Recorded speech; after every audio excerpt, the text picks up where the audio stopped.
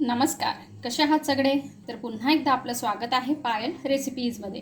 आज आपण मस्त अशी शेवग्याच्या शेंगांची भाजी बघणार आहोत. त्यासाठी इथे मी शेवग्याच्या शेंगा घेतलेल्या आहेत आणि यांना मी छान असं उकडून घेतलेलं आहे. बघा, या छान अशा सॉफ्ट झालेल्या आहेत. इतपत आपल्याला ह्या छान अशा उकडून घ्यायच्या आहे. आता पुढे आपल्याला काय करायचं आहे ते आपण बघूया. आता इथे आपल्याला भाजी बनवण्यासाठी मसाला तयार करायचा आहे. तर मसाल्यासाठी इथे मी 4-5 कांदे छान असे कट करून घेतलेले आहेत. आता हे आपल्याला छानपैकी भाजून घ्यायचे आहेत तव्यावरती आणि भाजताना आपल्याला थोडंसं यावर तेल टाकायचं आहे, म्हणजे हे छान असे खमंग भाजले जातात.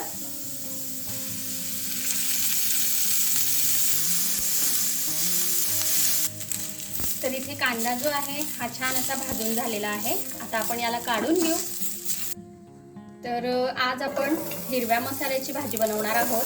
त्यासाठी इथे आपल्याला तिखटपणासाठी हिरवी मिरची लागणार आहे. अदरवाईज आपण लाल मसाल्याची सुद्धा करू शकतो. तर लाल मसाल्याची जी शेवग्याच्या शेंगांची भाजी आहे ती मी ऑलरेडी टाकलेली आहे आणि शेवग्याच्या शेंगांच्या 2-3 रेसिपीज मी अजून सुद्धा टाकलेल्या आहेत. त्या तुम्हाला बघायच्या असतील तर मी आय बटनवर देईल, तिथे जाऊन तुम्ही नक्की बघा. त्या पण रेसिपीज आपल्या खूप छान झालेल्या आहेत. आता मिरच्या सुद्धा आपल्याला इथे मस्त भाजून घ्यायच्या आहेत. तर बघा, इथे आता मिरची सुद्धा छान अशी भाजून झालेली आहे. मिरची जी आहे ही आपल्या चवीनुसार आपण कमी जास्त करू शकतो. इथे मी 7 ते 8 मिरच्या घेतलेल्या आहेत आणि यांना अशा प्रकारे तोडून घेतलेल्या आहेत. आता या भाजून झालेल्या आहेत, आपण काढून घेऊ. आता मी इथे थोडं खोबरं घेतलेलं आहे, हे सुद्धा आपल्याला भाजून घ्यायचं आहे. तर इथे खोबरं पण बऱ्यापैकी भाजून झालेलं आहे, आपण काढून घेऊ. आता मी इथे 1 इंच अद्रक आणि थोड्या लसणाच्या पाकळ्या घेतलेल्या आहेत. आता ह्या आपल्याला हलक्याशा भाजून घ्यायच्या आहेत, खूप भाजायच्या नाहीये.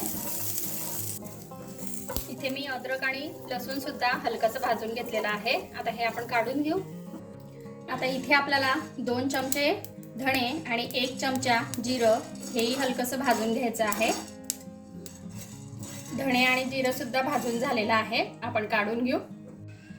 आता ह्या ज्या गोष्टी आपण भाजून घेतलेल्या आहेत ह्या मी छान अशा थंड करून घेतलेल्या आहेत. आता आपण हे बारीक करून घेऊ मिक्सरच्या भांड्यामध्ये टाकून. बारीक करताना आपल्याला जर का वाटलं की थोडं पाण्याची गरज आहे तर आपण थोडं पाणी हे टाकू शकतो आणि छान असं बारीक आपल्याला आता याला वाटून घ्यायचं आहे.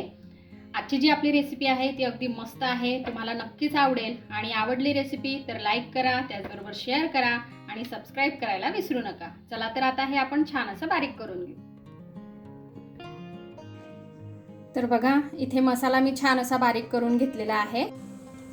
आता आपल्याला कढईमध्ये तेल टाकायचं आहे. तर तेल जे आहे हे आपण आपल्या आवडीनुसार कमी जास्त करू शकतो, पण मसाला भाजीला जे तेल आहे हे थोडं जास्त असलं तर छान वाटतं, म्हणून मी इथे 2 पड्या तेल टाकलेलं आहे. आता आपल्याला मसाला जो आहे हा तेलात टाकायचा आहे. आता मसाला आपल्याला तेलात छान असा परतवायचा आहे. याला छान असं तेल सुटेपर्यंत आपल्याला हे तेलात परतवायचं आहे. कसा झाला पाहिजे त्यासाठी व्हिडिओ पूर्ण बघा, तुम्हाला मी पुढे दाखवणारच आहे मसाला कसा भाजायचा आहे आणि कसा व्हायला पाहिजे. तर बघा, आता इथे मसाला छान असा भाजून झालेला आहे. पॅन मसाल्याने सोडलेला आहे, त्याचबरोबर आजूबाजूने याला तेलही सुटतंय. जोपर्यंत मसाल्याला तेल सुटत नाही तोपर्यंत मसाला छान असा भाजला जात नाही. अशा प्रकारे तेल सुटल्यानंतर मसाला जो आहे हा छान भाजला गेलेला असतो. आता यामध्ये आपल्याला एक बारीक चिरलेला टोमॅटो टाकायचा आहे.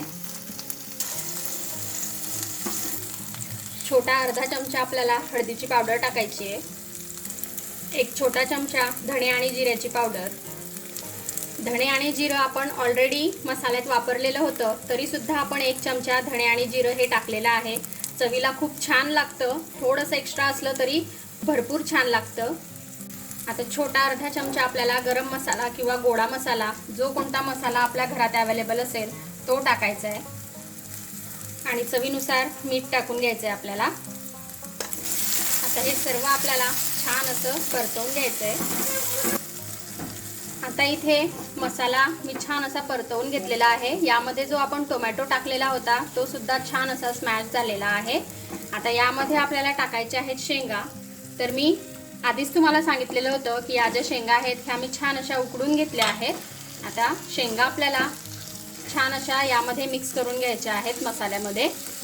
आणि अशाच छान छान रेसिपीज, व्हेज रेसिपीज मी याआधी केलेल्या आहेत. त्या तुम्हाला बघायच्या असतील तर मी आय बटनवर देईल, तिथे जाऊन तुम्ही बघा.